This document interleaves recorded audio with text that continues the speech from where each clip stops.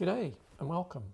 My name's Mark Tennant and this is the next in my series of questions about COVID in Australia. Today I want to talk about the differences across Australia between different states. Australia, 7.5 million square kilometres.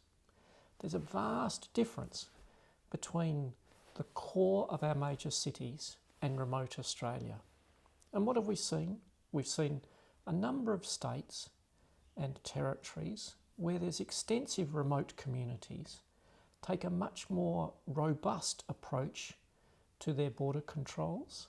Is 70% or 80% going to be right for those jurisdictions?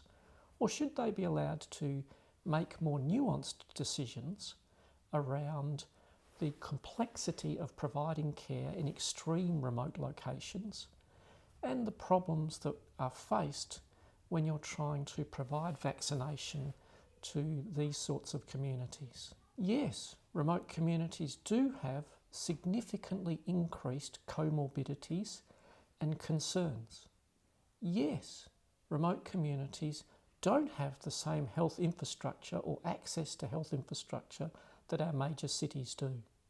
So clearly, the actions of jurisdictions such as the Northern Territory, Queensland, Western Australia and South Australia to protect those sorts of difficult areas and to keep healthy some of the most vulnerable members of their community is something that needs to be thought through. We are nuanced differences between different states and they should be part of our response curve to consider those nuanced differences.